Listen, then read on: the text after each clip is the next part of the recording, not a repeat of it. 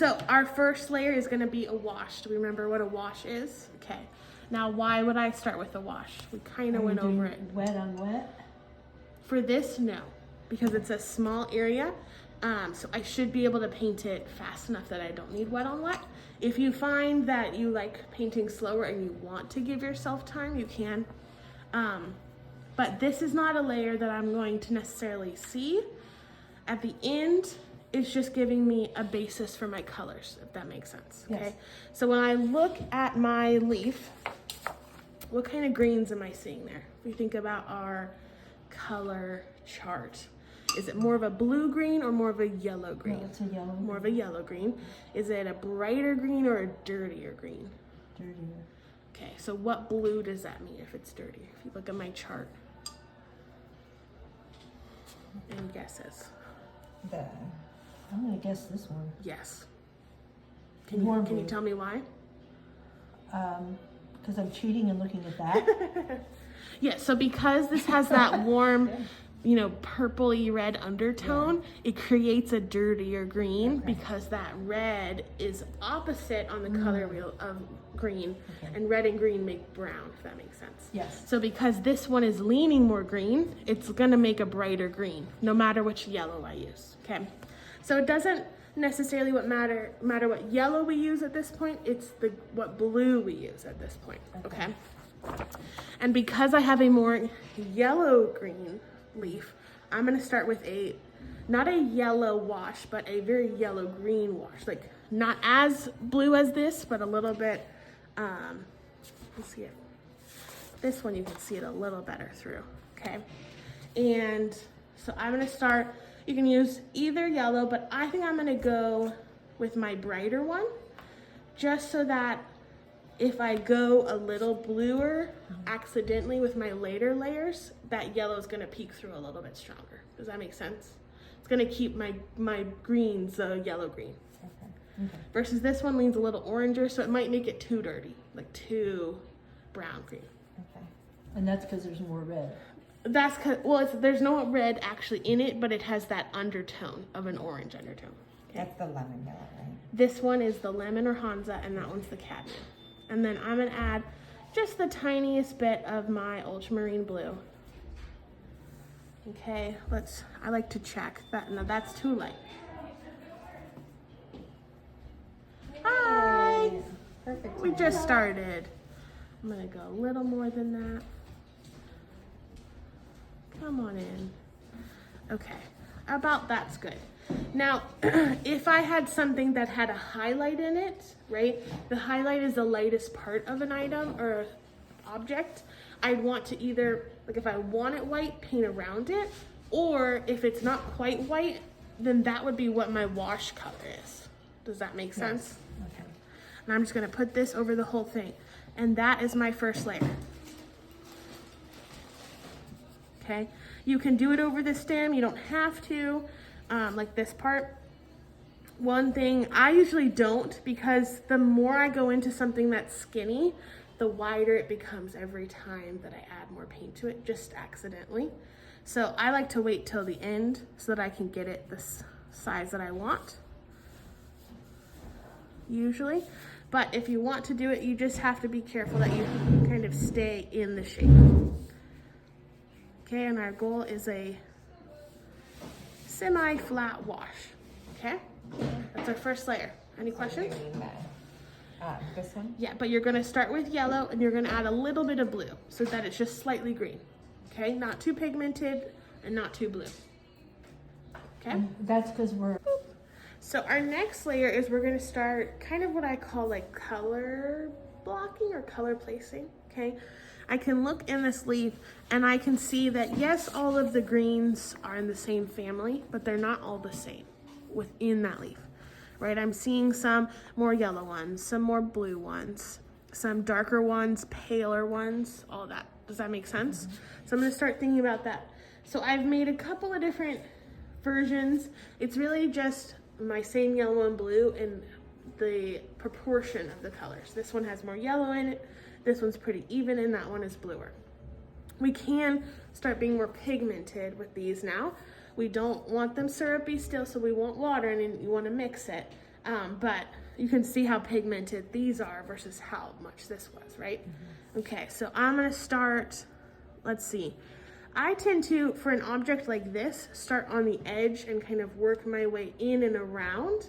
Usually the darker colors are in either one spot, the inner or the outside. And this is the outside, it's a little bit darker than the inside. And whenever I reload my brush with paint, that's like the most pigmented an amount of pigment it's gonna have until I reload it again. Does that make sense? So I wouldn't wanna put my brush down in a spot that I want it to be lighter, okay?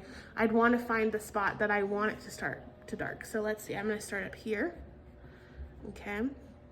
And pull my way down. Now, I don't always have to get more paint. I can get more water too to pull it and change the value, okay? And pull it out. Let's say, like about here, I would consider that area kind of the highlight, okay? So I'm gonna go a little bit lighter and just kind of clean my brush and do what I call pulling, which means that I've cleaned the pigment off my brush and I have a little bit of water and I'm just using the water to pull some of that pigment away from where I put it down. Does that make sense? You make it look very easy and very pretty. Thank you. It takes a little practice, but that's why So we... when do you know to go for the other color? I'm just kind of going more yellow now. I'm not, you notice I'm adding too much water. That's what's happening right there, so I gotta be careful. For these, because they're leaves and they're kind of, we're just trying to get the idea of a leaf. I'm not expecting our copies to be exact, but what I don't want is a flat color over that whole thing. The same of something makes things flat and like takes you out of the suspended belief that it's real and three-dimensional, if that makes sense. So the more intricacy of slight differences, whether it's of color or slight value change that you make, can create a kind of a more believable end result, if that makes sense, or more beautiful or more, you know, kind of intended.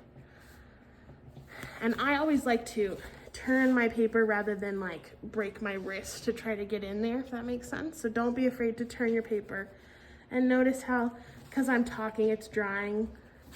So it's creating that edge. I don't necessarily want that edge, but if I can catch it soon enough, I can re-wet it a little bit and kind of re-dissolve that paint. Does that make sense? We don't want to spend, I'm gonna go a little bluer down here. You don't want to sit there and rub in one spot for too long because that will start reactivating the layers underneath, which is like what we practiced when we did the circles overlapping, okay? That's not too much of a big deal right now because the only layer we have underneath this guy is that light wash that we put down. So it wouldn't be too big. I'm gonna go bluer down here. I'm just kind of deciding that, you know, it's darker down there and maybe around the edges.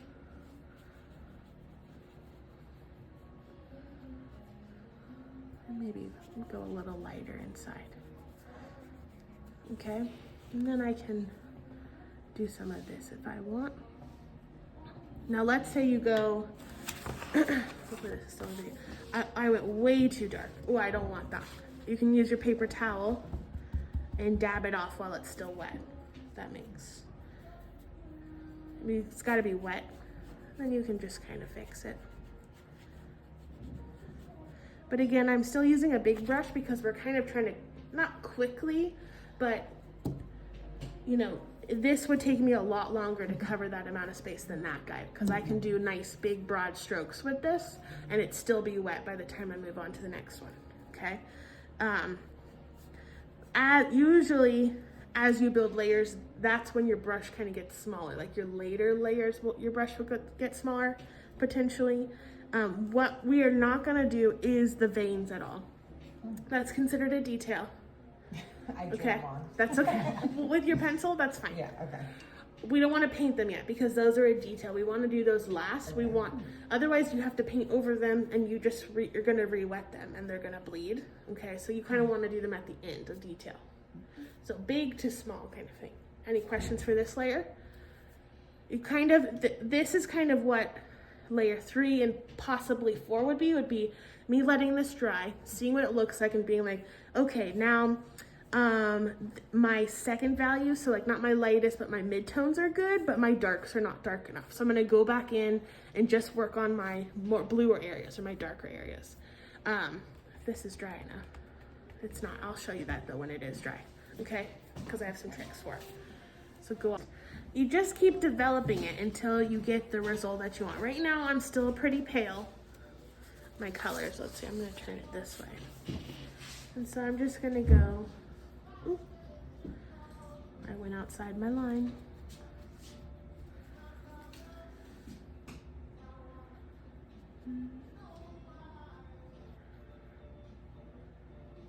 I almost like to think about it like all of your strokes are trying to create the very intricate, all the planes of like your, whatever your 3D object is, right? So if I do one big stroke, it's gonna feel like one plane, right? And yes, like a piece of paper would be, but even though a leaf is flat, it's still got some curve and some form to it. So I want to be, you know, intricate with, I like to do lots of little strokes, if that makes sense. But notice how I'm not like making a puddle on my paper, but I'm pretty heavy with how much paint I'm using. I'm not doing, I don't know if you can hear it, like that. That's when you've run out of paint and you're just scraping. You know, it's putting stuff down. It's not really doing what I want to do. So then I can kind of do some pulling. And let's say like right here, I really like that value as it is. And so I'm just gonna outline it so we can see, but you don't have to do this. And I wanna leave it like that. So I like to paint around it. But not all things have a highlight that's like outlined like that, right? So that's another time we can use our clean water.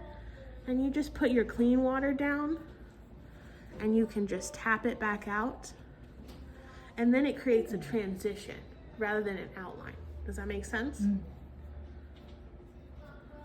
You don't have to say things make sense if they don't have to, or if they don't.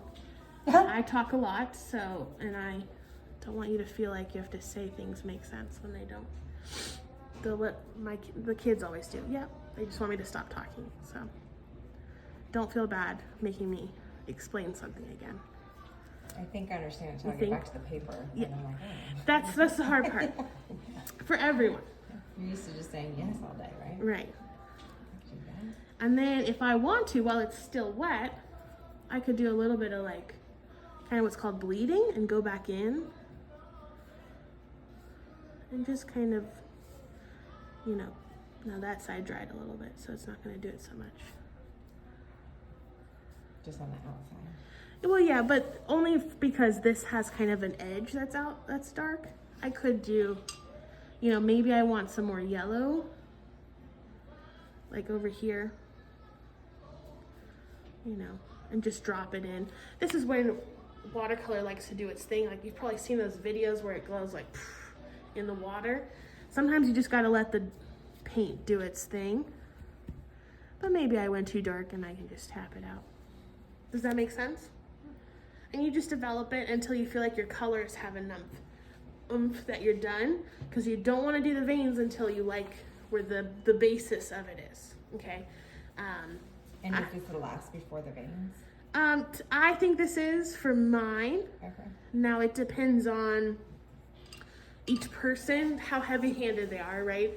So like if you go more pigmented, you could be done faster. If you are someone that is always a little bit too light, it might take you more layers because you're having to build up more. So that's a little bit depending. That's why I say like maybe when I say how many layers, I say like a range, like 3 to 4. And it could be maybe my 4th layer is this one spot I don't like and I need to go bluer. And then I can just, the layer doesn't have to be over the whole thing, if that makes sense. And then, yes, we'll do the veins. So I think this is done. I'm gonna let it dry. And you guys, when you're done, and then I'll show them. So for the veins, for anything small, you gotta think about what brush you wanna use. Now I have 4 different brushes here. I like to use, rather than this guy that's teeny tiny, a lot of people go towards their teeniest tiny one. they don't hold a lot of paint. So I feel like I have to reload more often. And when you're trying to do one line, it's really annoying if you have to stop 2 times in the middle of a consecutive line to reload. And I find that usually I get a better point with a slightly longer, pointier one, and it holds more of my paint. Does that make sense? I have a couple of other ones that are relatively the same size, but this one is rounder, you can see, and this one's just like fatter with a shorter point. So kind of picking a brush is an important part. It also depends on like which ones that you might like. So what I would say is like practice maybe a little bit before you actually do it on your actual thing, to see if you have a couple of different choices. You also want to go with, okay, we're doing this one. So it is a slightly darker green, but I don't want to go like so dark that it becomes an outline, right? I want it to feel like it's, I don't even know where my examples went, part of the actual thing. So I don't like to go usually as dark as you think. Let's see. Compared to like the darkest color you made. Yeah, relatively the darkest color you made, but you don't want it like super pigmented, if that makes sense. Because if it's really pigmented, it's gonna feel like an outline, okay? I'd rather it have some translucency to it and become part of the object, okay? Or have parts of it that are darker and more pigmented than others. So let's see. I always try to find the best angle for my hand. It's usually this way. And I'm gonna go start here, and it's like a lot about the pressure. So I'm barely touching, and it doesn't have to be a perfect consistent line, if that makes sense. Sometimes the little like skips can help make it feel like not everything's in focus. Yeah. And then usually when I do the lines that kind of go out, I like to go a little bit lighter for that, because usually they're not as dark as like the big stem part, okay? And kind of like less is more, if that makes sense. Mine are like, I don't need to do every single vein that this leaf would really have. And I could maybe play around with, it doesn't have to be as the same. And then maybe once it's down, I want to go in while it's wet and add a little bit more color to it. Or sometimes what I'll do is go a little bit darker than you think, Use water. and take my paper towel and lift it, and it kind of leaves behind the impression of it.